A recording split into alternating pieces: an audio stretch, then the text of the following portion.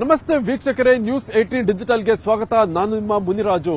ನಟ ದರ್ಶನ್ ಪಾಲಿಗೆ ಇಂದು ಮಹತ್ವದ ದಿನವಾಗಿದೆ. ರೇಣುಕಾಸ್ವಾಮಿ ಕೊಲೆ ಪ್ರಕರಣದ ಪ್ರಮುಖ ಆರೋಪಿಗಳ ಜಾಮೀನು ಅರ್ಜಿ ವಿಚಾರಣೆ ಇಂದು ಹೈಕೋರ್ಟ್ನಲ್ಲಿ ನಡೆಯಲಿದೆ.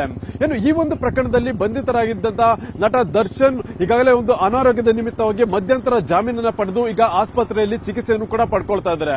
ಇದೇ ಸಂದರ್ಭದಲ್ಲಿ ಅವರ ಒಂದು ರೆಗ್ಯುಲರ್ ಬೇಲ್ ಅರ್ಜಿ ಕೂಡ ಇವತ್ತು ಹೈಕೋರ್ಟ್ನಲ್ಲಿ ವಿಚಾರಣೆಗೆ ಬರ್ತಾ ಇದೆ. ಮತ್ತೆ ಈ ಒಂದು ಪ್ರಕರಣದ A1 ಆರೋಪಿ ಆಗಿರುವಂತಹ ಪವಿತ್ರ ಗೌಡ ಮತ್ತೆ ನಾಗರಾಜ್ ಮತ್ತೆ ಲಕ್ಷ್ಮಣ್ ಇರಬಹುದು ಮತ್ತೆ ಅನುಕುಮಾರ್ ಹಾಗೂ ಜಗ್ಗ ಅಲಿಯಾಸ್ ಜಗದೀಶ್, ಈ 6 ಮಂದಿ ಆರೋಪಿಗಳ ಒಂದು ಜಾಮೀನು ಅರ್ಜಿ ಇವತ್ತು ಹೈಕೋರ್ಟ್ನಲ್ಲಿ ವಿಚಾರಣೆಗೆ ಬರ್ತಾ ಇದೆ. ಈ ಒಂದು ಸಂದರ್ಭದಲ್ಲಿ ಈಗ ನಟ ದರ್ಶನ್ ಏನಿದ್ರೆ ಈಗ ಬೆನ್ನು ನೋವಿನ ಸಂಬಂಧಪಟ್ಟಂತೆ ಈಗ ಅವರು ಕೆಂಗೇರಿ ಬಳಿಯ ಒಂದು ಖಾಸಗಿ ಆಸ್ಪತ್ರೆಯಲ್ಲಿ ಒಂದು ಚಿಕಿತ್ಸೆಯನ್ನು ಕೂಡ ಪಡಿತಾ ಇದ್ದು, ಈ ಒಂದು ಚಿಕಿತ್ಸೆಗೆ ಸಂಬಂಧಪಟ್ಟಂತೆ ಒಂದು ಮೆಡಿಕಲ್ ರಿಪೋರ್ಟ್ ಅನ್ನ ಕೂಡ ಈಗ ಹೈಕೋರ್ಟ್ಗೆ ಅವರ ಪರ ವಕೀಲರು ಕೂಡ ಸಲ್ಲಿಕೆ ಮಾಡಿದ್ದಾರೆ.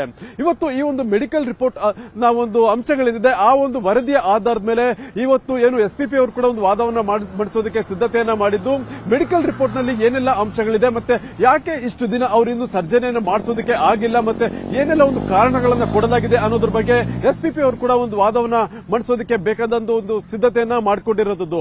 ಯಾಕಂದ್ರೆ ನಟ ದರ್ಶನ್ ಅವರು ಜೈಲಿನಲ್ಲಿದ್ದಂತ ಸಂದರ್ಭದಲ್ಲಿ ಅವರಿಗೆ ತೀವ್ರವಾಗಿ ಒಂದು ಬೆನ್ನು ನೋವು ಕಾಡ್ತಾ ಇತ್ತು. ಆ ಒಂದು ಬೆನ್ನು ನೋವಿನ ಪರಿಣಾಮವಾಗಿ ಅವರಿಗೆ ಒಂದು ಮಧ್ಯಂತರ ಜಾಮೀನು ಕೂಡ ಒಂದು ಸಿಕ್ಕಿತ್ತು.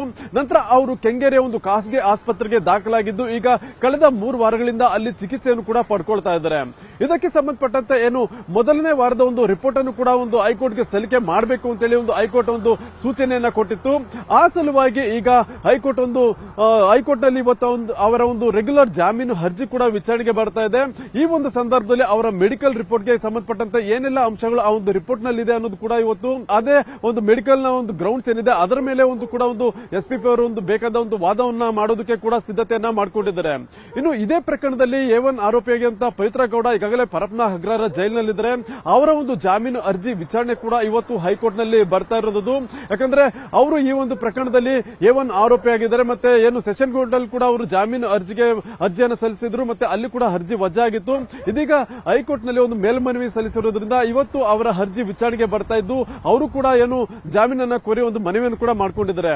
ಇನ್ನು ಈ ಒಂದು ಪ್ರಕರಣದಲ್ಲಿ ಉಳಿದ 4 ಆರೋಪಿಗಳಾದಂತಹ ನಾಗರಾಜ್, ಅನುಕುಮಾರ್ ಮತ್ತೆ ಲಕ್ಷ್ಮಣ್ ಹಾಗೂ ಜಗ್ಗ ಅಲಿಯಾಸ್ ಜಗದೀಶ್ ಅವರು ಕೂಡ ಒಂದು ಜಾಮೀನು ಅರ್ಜಿಯನ್ನ ಸಲ್ಲಿಕೆ ಮಾಡಿದ್ದು, ಅವರ ಅರ್ಜಿಗಳು ಕೂಡ ಇವತ್ತು ಹೈಕೋರ್ಟ್ ನಲ್ಲಿ ವಿಚಾರಣೆಗೆ ಬರ್ತಾ ಇರೋದ್ರಿಂದ ಅವರ ಪರವಾಗಿ ಕೂಡ ವಕೀಲರು ವಾದವನ್ನು ಮಾಡೋದಕ್ಕೆ ಅವರಿಗೆ ಒಂದು ಜಾಮೀನನ್ನು ಕೊಡಬೇಕು ಅಂತೇಳಿ ಒಂದು ಮನವಿಯನ್ನ ಮಾಡೋದಕ್ಕೂ ಕೂಡ ಒಂದು ಸಿದ್ಧತೆಯನ್ನ ಮಾಡಿಕೊಂಡಿದ್ದಾರೆ.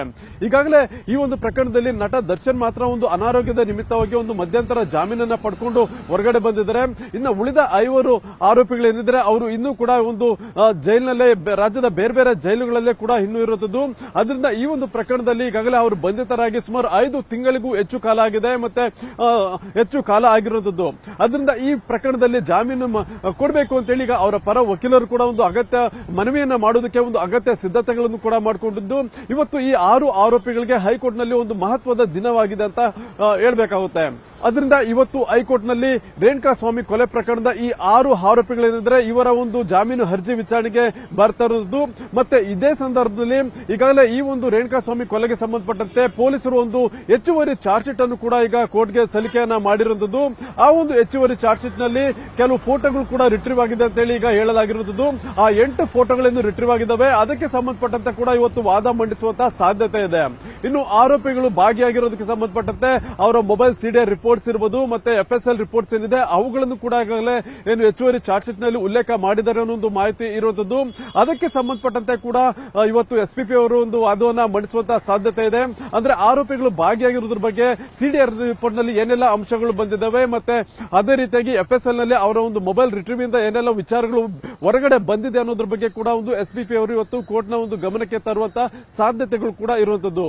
ಅದರಿಂದ ಹೆಚ್ಚುವರಿ ಚಾರ್ಜ್ ಶೀಟ್ ಏನಿದೆ ಆ ಒಂದು ಹೆಚ್ಚುವರಿ ಚಾರ್ಜ್ ಶೀಟ್ ನ ಒಂದು ಪ್ರಮುಖ ಅಂಶಗಳನ್ನ ಇಟ್ಕೊಂಡು ಇವತ್ತು ಎಸ್ಪಿಪಿ ಅವರು ವಾದ ಮಂಡಿಸುವಂತಹ ಸಾಧ್ಯತೆಗಳು ಕೂಡ ಇರೋದ್ರಿಂದ ಇವತ್ತು ಈ ಒಂದು 6 ಆರೋಪಿಗಳಿಗೆ ಅಂದ್ರೆ ನಟ ದರ್ಶನ್ ಅವರಿಗೆ ಒಂದು ರೆಗ್ಯುಲರ್ ಬೇಲ್ ಇರಬಹುದು ಮತ್ತೆ ಉಳಿದ 5 ಆರೋಪಿಗಳಿಗೆ ಜಾಮೀನು ಸಿಗುತ್ತಾ ಇಲ್ವಾ ಅನ್ನೋದನ್ನ ಕಾದ್ ನೋಡಬೇಕಾಗಿದೆ.